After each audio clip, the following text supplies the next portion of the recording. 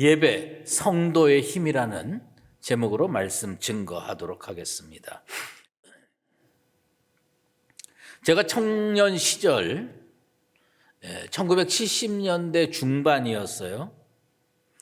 우리나라 곳곳에 청년 연합기관들이 우후죽순으로 생겼습니다.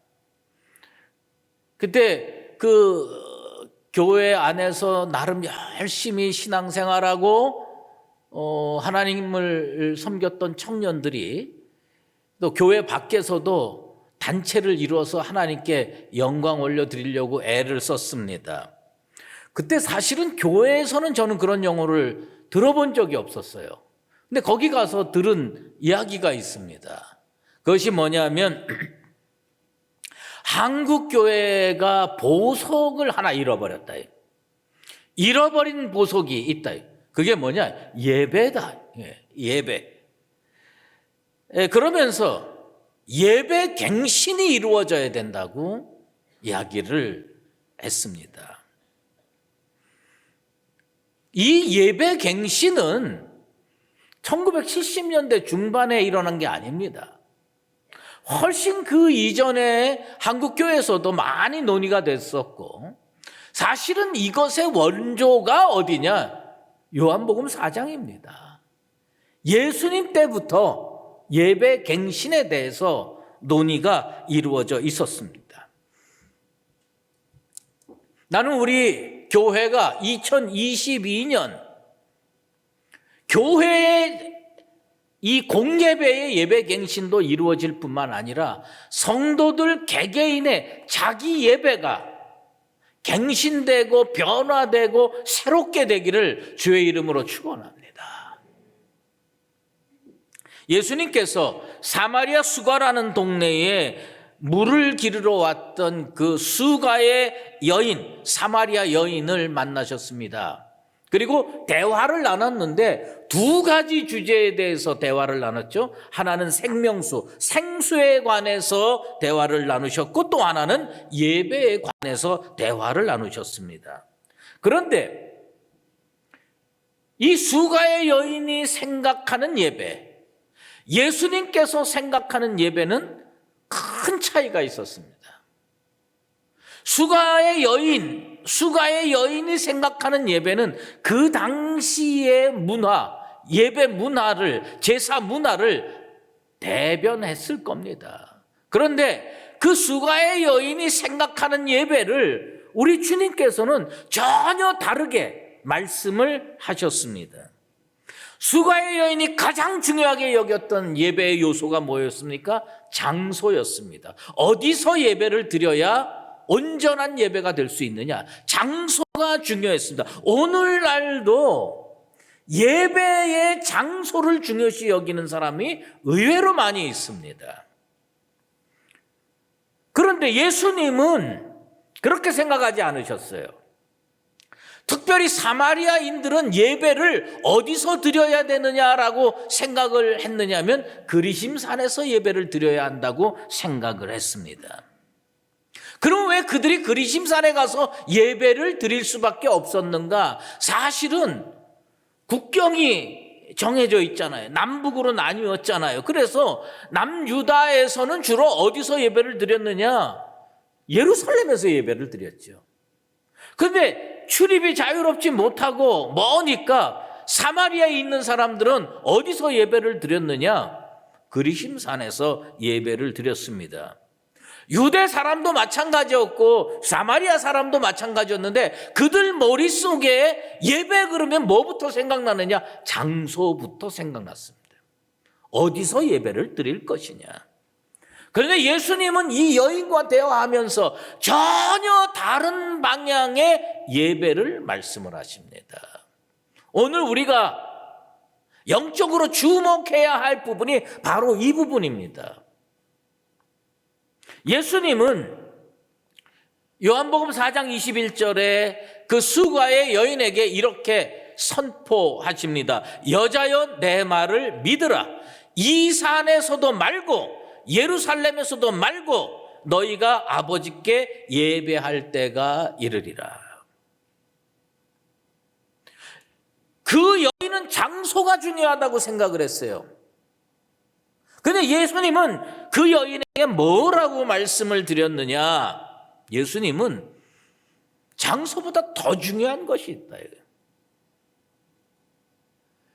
예배의 본질이 뭐냐? 예배의 본질. 요즘 말로 요즘 사람들 그 표현 많이 쓰는데 무엇이 중요한디? 예수님은 장소가 중요한 게 아니라는 거예요. 뭐가 중요하냐? 누구에게 예배 드려야 하느냐? 예배의 대상이 중요하다. 아버지께 예배하는 거예요. 하나님 아버지께 예배드리는 나와 여러분 되시기를 주의 이름으로 축원합니다. 예배는 나의 만족을 위해서 드리는 게 아니라는 얘기예요. 너무나도 많은 성도들이 자기가 만족스럽지 않으면 이 예배가 잘못된 것이라고 생각하는 경향이 있습니다.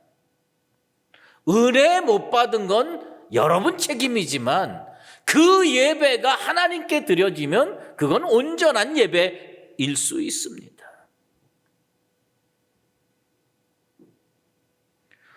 예배 드리는 자로서 그거 걱정하십니까? 오늘 현장에 나가서 예배 드려야 될까? 아니면 집에서 영상으로 예배 드려야 될까? 영상으로 예배 드리면서 오늘은 다른 교회에 은혜롭게 설교하는 데 없을까? 그리고 여기저기 찾아봅니까? 오늘 은혜 받기 위해서 어디로 갈까? 장소를 찾아 헤매는 성도들, 우리 주님 그거 중요하지 않다고 얘기하는 겁니다. 그리심산을 찾아갈까? 예루살렘을 찾아갈까? 예수님은 그런 사람들에게 이렇게 얘기합니다. 하나님께 예배하라. 하나님께 예배하라. 여러분의 예배의 대상을 온전히 찾게 되기를 바랍니다. 내가 누구한테 예배를 드려야 은혜를 받는 것이고 내가 누구한테 예배를 드려야 온전한 예배를 드리는지를 명확하게 알아야 되는데 예수님은 뭐라고 말씀드렸느냐? 아버지께 예배할 때가 이르리라. 아버지께. 예배는 지금까지 드려왔는데 이 방향이 어디를 향해야 되느냐? 하나님 아버지께 예배를 드려야 된다는 거예요. 크리스천은요, 은혜 받아야 살 수 있는 존재입니다. 은혜 받아야 세상에서 힘차게 살 수 있고 능력 있게 살 수 있습니다. 그래서 히브리서 기자는 오늘 우리에게 그런 말씀을 선포하십니다. 때를 따라 돕는 은혜를 얻기 위하여 은혜의 보좌 앞에 담대히 나아갈 것이니라. 여러분, 하나님 앞에 나오십시오. 그것이 그리심산이 되든 예루살렘이 되든 수유제일교회 100주년 기념관이 되든 여러분 가정이 되든 그 장소가 중요한 게 아닙니다. 어디 나가야 되느냐? 하나님의 은혜의 보좌 앞으로 나가서 하나님 만나시는 나와 여러분 되시기를 바랍니다.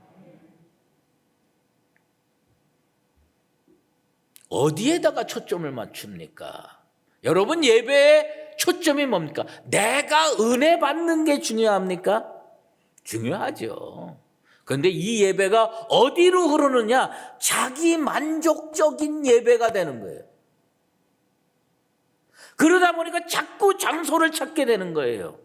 아이고 어느 목사님은 그렇게 설교를 재미있게 한대. 그 재미있는 설교.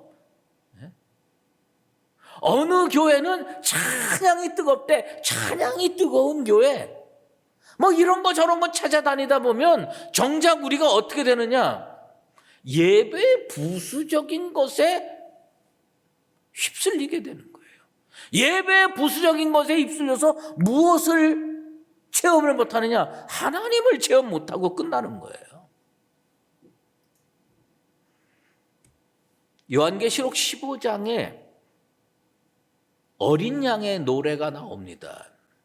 모세의 노래라고도 하고 어린 양의 노래라고도 하는데 그가 또 뭐 다 똑같으니까 그렇게 말씀했는데 그 예수님의 노래인데 뭐라고 말씀했느냐? 우리 주님께서 만국이 와서 주께 경배하리이다. 예수님께서 예배에 대해서 요한계시록에 하신 말씀이 뭐냐면 만국이 와서 누구에게 예배하고 누구에게 경배해야 되느냐? 하나님께 예배하고 하나님을 경배해라는 거예요. 우리의 예배는 어떻게 되느냐? 하나님 지금 여러분에게 질문하십니다. 너의 예배의 대상을 바로 찾았느냐? 난 우리 수의제일교회 성도들이 하나님 한 분, 전능하신 아버지 하나님께 예배드리는 그런 온전한 예배자 되기를 바랍니다. 여러분 전도서 많이 읽으시죠? 전도서에서 꼭 찾아야 하는 단어들이 있어요. 그 단어를 찾으면 전도서를 바르게 읽은 거고 그 단어를 못 찾으면 전도서를 바르게 읽지 못한 건데 전도서에 중요한 것이 때라는 표현이 있어요. 그 다음에 또 하나 중요한 게 있어요. 그게 뭐냐면 우매라는 단어입니다. 전도서를 읽고 전도서를 수십 번 읽었는데 그 전도서에서 내 마음에 우매라는 단어가 남아있지 않으면 우리는 전도서를 많이 읽기는 했지만 핵심을 못 붙든 거예요. 전도서에 우매라는 단어가 몇 번 나오느냐? 26번 나옵니다. 때보다 사실은 더 많이 나와요. 근데 그 우매가 무엇을 의미하느냐? 어리석고 살이 어둡다. 근데 그 우매의 극치가 어디서 나오느냐? 우매의 극치는 우매한 자들의 예배라는 거예요.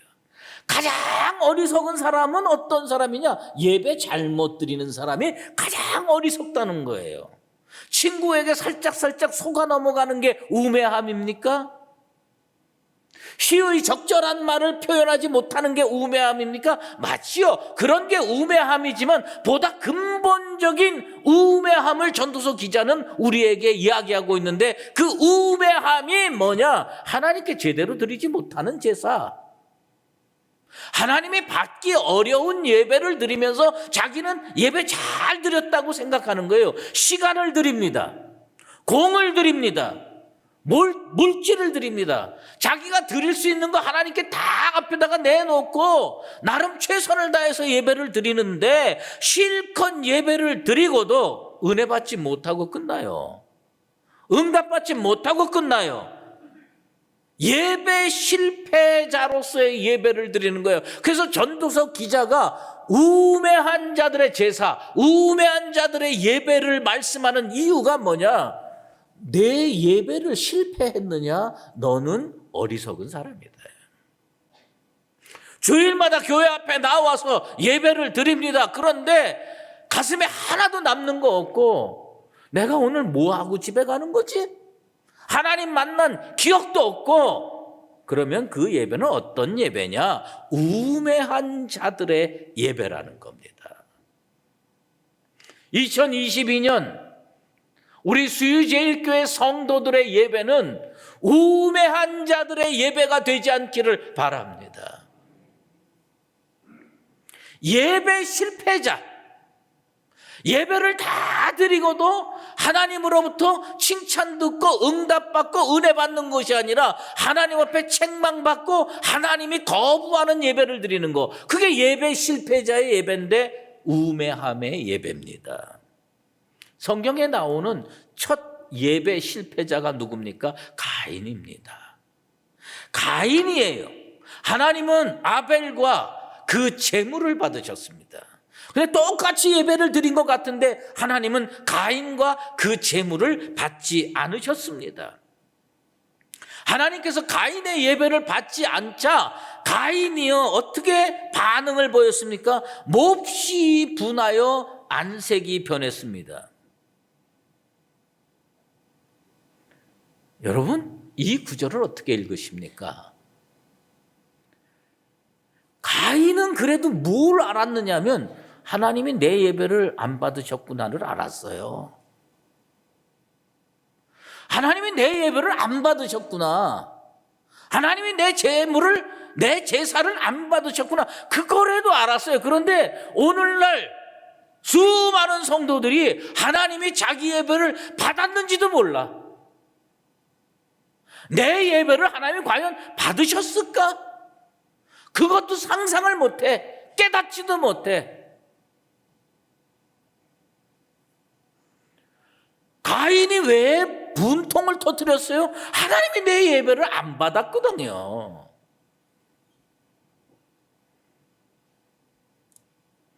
또 다른 예배 실패자가 있었어요. 그게 누구냐? 사울 왕이죠. 블레셋과의 전쟁을 앞두고 사무엘이 와서 예배 드리고 전쟁을 했으면 좋겠는데 늦게 옵니다. 그러니까 어떻게 해요? 기다리다가 그까짓 거 예배 선지자가 드리나 제사장이 드리나 내가 드리나 뭐 그렇게 크게 차이가 나. 그리고 자기가 드리는 거예요. 자기 경험, 자기 지식 그거 앞세우고 예배 드립니다. 하나님께서요 그 예배 안 받으셨어요. 하나님 말씀대로 하나님께 예배를 드리고 하나님께서 예배를 드려야 할 자에게 집례할 권한을 줬는데 내가 더 잘해. 내가 신앙생활 30년, 40년, 50년 했는데 그까짓 거 예배 한 번을 내가 못해? 여러분, 전 그거 알고 있어요.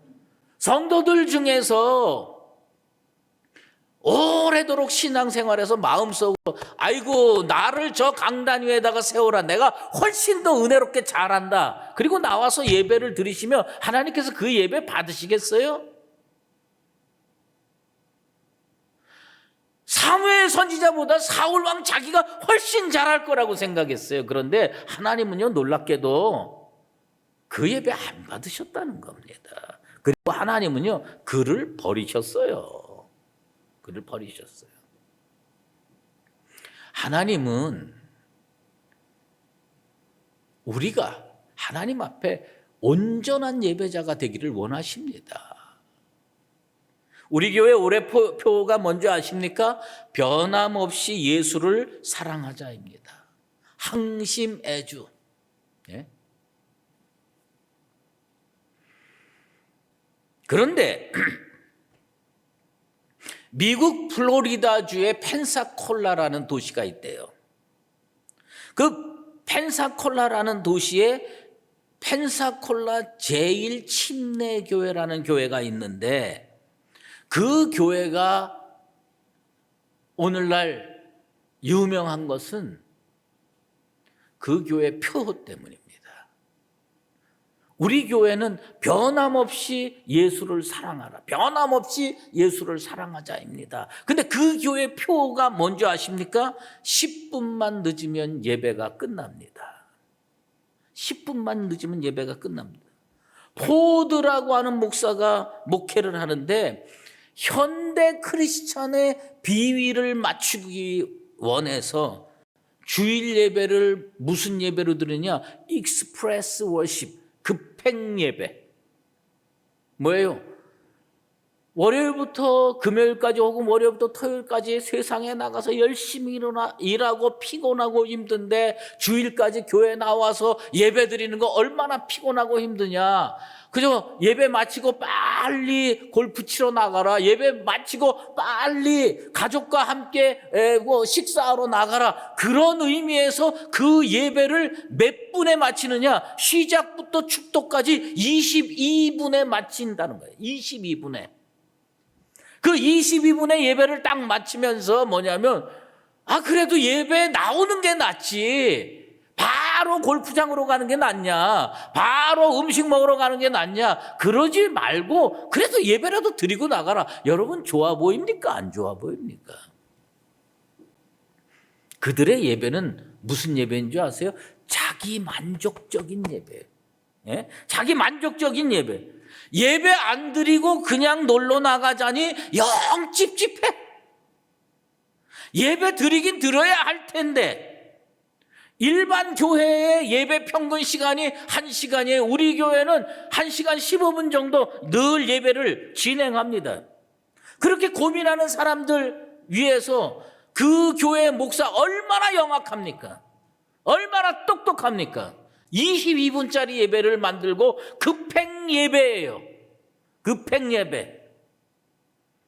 예배의 중심이 하나님께 있습니까? 사람에게 있습니까? 우매자의 예배의 핵심이 뭔지 아십니까? 예배의 중심이 사람에게 있는 거예요. 내가 은혜 받았냐? 내가 은혜 못 받았느냐? 내가 응답 받았느냐? 내가 응답 받지 못했느냐? 이게 판단의 기준이 되는 거예요. 그런 예배 하나님께서 안 받으신다는 겁니다.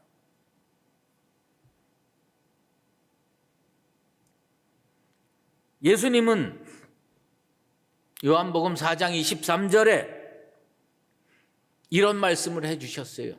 아버지께서는 자기에게 이렇게 예배하는 자들을 찾으시니라. 그래가지고 많은 분들이 이걸 어떻게 해석하는 줄 알아요? 하나님은 예배하는 자들을 찾으신다는 거예요. 틀렸습니다.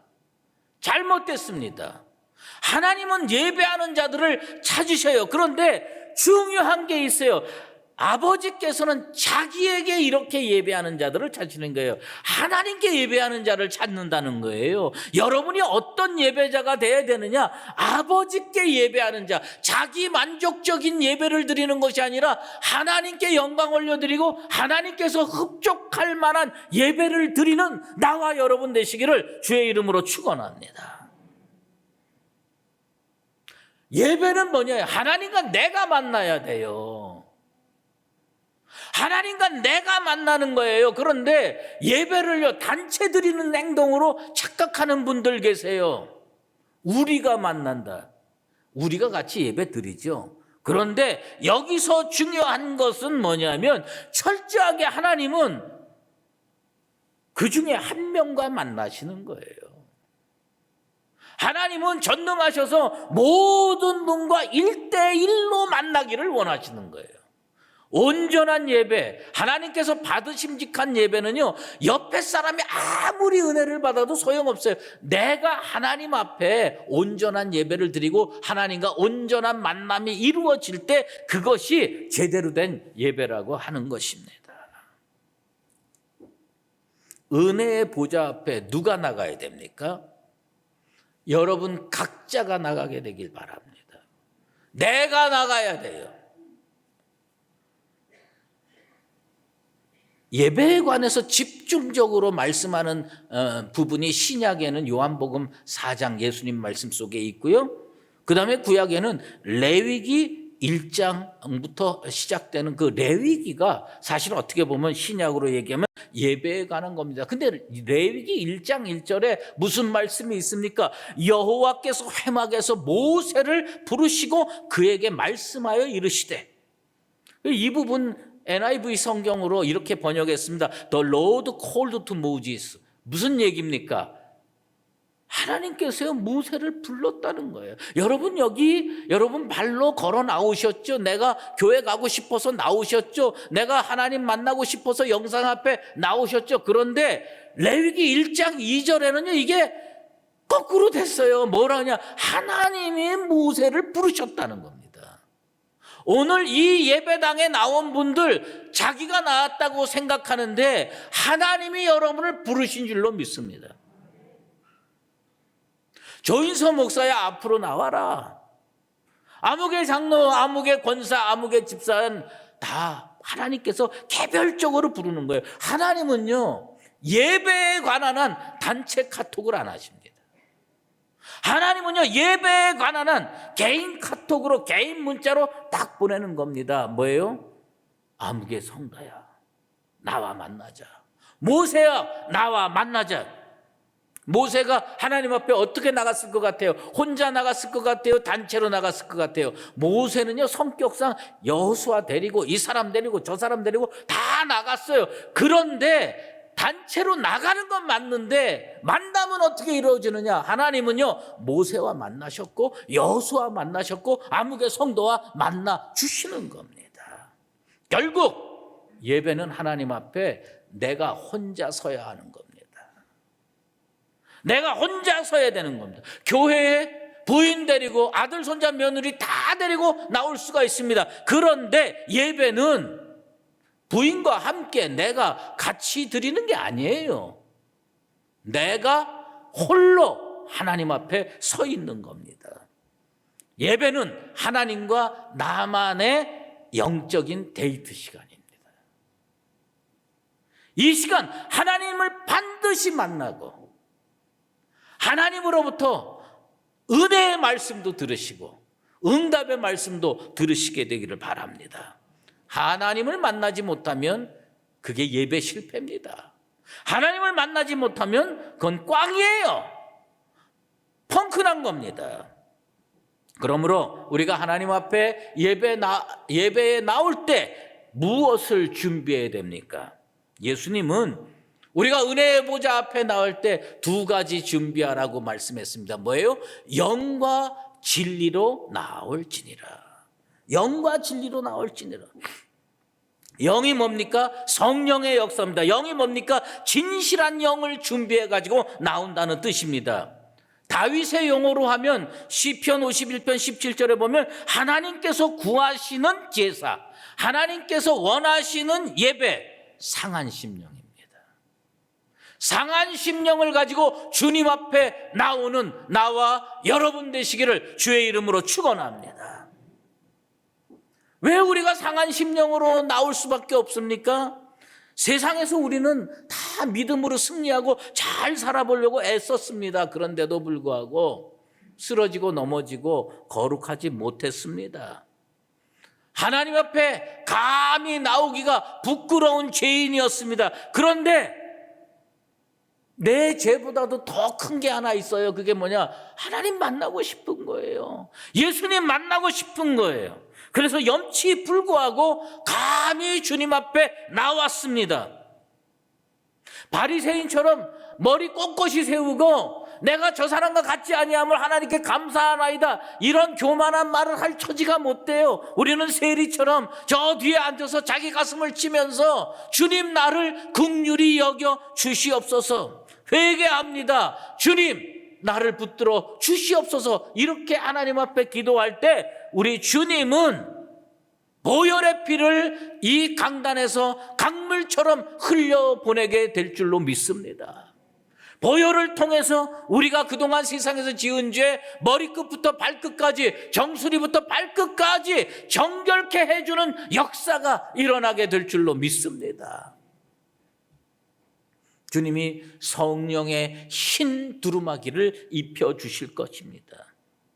하나님의 보좌 앞에 나와 부끄러운 마음으로 시작했는데 하나님이 나를 정결케 하시고 만나 주셔서 나의 기도 제목도 알고 영과 진리로 예배 드려서 우리 하나님께서 은혜로 이 교회를 채워주시고 은혜로 성도들을 가득히 채우는 충만의 역사가 일어나게 될 줄로 믿습니다. 이제 우리는 뭘 가지고 나가야 됩니까? 진리를 가지고 나가야 되는 겁니다. 이 진리를 가지고 나간다는 말의 뜻이 뭡니까? 나를 내려놓습니다. 내 지식을 내려놓습니다. 내 경험을 내려놓습니다. 그리고 하나님의 방법대로 살겠습니다. 그게 진리예요. 그게 진리입니다. 우리 주님께서 왜 영과 진리로 나아갈지니라라고 말씀했습니까? 하나는요, 유대인의 잘못된 방법을 책망하는 겁니다. 또 하나는요, 사마리아 사람의 잘못된 예배를 책망하는 겁니다. 그것을 극복하는 거, 그게 뭐냐? 영과 진리로 나아간다는 겁니다. 유대인들은요, 성령? 그게 뭔데? 진실한 영? 그게 뭔데? 우리는 철저한 형식주의자야. 첫 시간에는 요런 순서, 그 다음 시간에는 요런 순서하면서 착착착착 진행되는 게 그게 진짜 예배지. 그게 유대인들의 예배 방식입니다. 그 유대인들의 예배 방식에 우리 주님께서 철퇴를 가했습니다. 뭐예요? 영으로 나와라. 영으로 나와라. 너희들 형식 들고 이 형식 지켜야 온전한 예배라고 하는데 그거 아니다. 성령 충만하게 진실한 영으로 나와라. 그러면 그게 온전한 예배다. 사마리아 사람들이 잘못된 게 뭡니까? 그들은요, 자기 합리화를 합니다. 하나님께서 예루살렘에서 예배를 드려라 명령해서 이 구약시대 얘기였죠. 그런데 그들은요, 국경이 가로막혀 있습니다. 그리고 자기가 사는 곳에서부터 너무 멉니다. 그래서 갈 수가 없어요. 그래서 어디에다가 중간쯤 예배처소를 만들어냈느냐? 그리심산에다가 만들어놨습니다. 그리고 자기 방법을 주장합니다. 자기 경험을 주장합니다. 우리 주님이 그 사마리아 사람들의 그릇된 예배 형식에 철퇴를 가합니다. 뭐예요? 진리로 나와라. 내 방법 내려놓으라는 거예요. 내 경험 내려놓으라는 거예요. 그리고 어떤 방법을 수용하느냐? 하나님이 예루살렘으로 나오라 그러면 예루살렘으로 나가면 되는 거예요.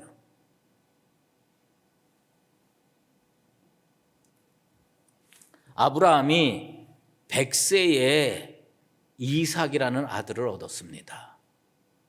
그런데 어느 날 하나님께서 아브라함에게 나타나셔서 그를 시험하십니다. 내 아들, 내 사랑하는 독자 이삭을 데리고 모리아 땅으로 가서 그를 번제로 드려라.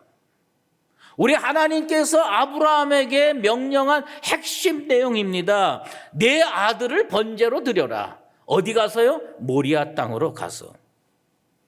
아브라함은 어떻게 했습니까?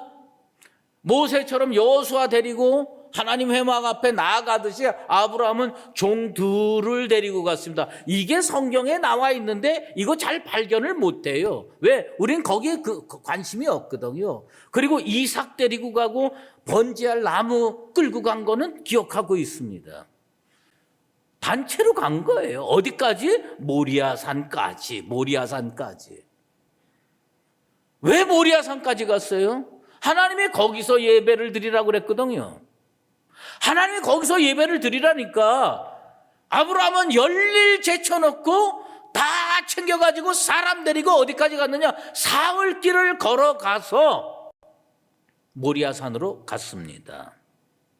그리고 그때 매우 중요한 말을 데리고 간 종들에게 이야기합니다. 뭐라고 얘기했습니까? 내가 아이와 함께 저기 가서 예배하고 우리가 너희에게로 돌아오리라. 무슨 얘기입니까? 예배는 내가 하는 거예요. 예배는 내가 하는 거예요. 종들 같이 갔는데 종들은 종들의 예배 드리면 되는 거고 아브라함은 아브라함의 예배 드리면 되는 거예요. 내가 저기 가서 예배하고 우리가 함께 돌아오리라 말씀했던 겁니다. 그런데 이삭을 왜 데리고 갔습니까? 이삭의 예배를 위해서 데리고 간 겁니까? 하나님이 이삭을 바치라고 그랬으니까 이삭 데리고 간 거예요. 이 사람은 뭐예요? 번제물입니다. 내 예배를 하나님께 드리는 또 다른 도구일 뿐이에요. 그래서 데리고 가가지고 번제단 위에다가 올려놓고 칼로 내리치려고 할 때 하나님의 음성을 듣습니다. 하나님의 응답을 듣습니다. 멈춰라.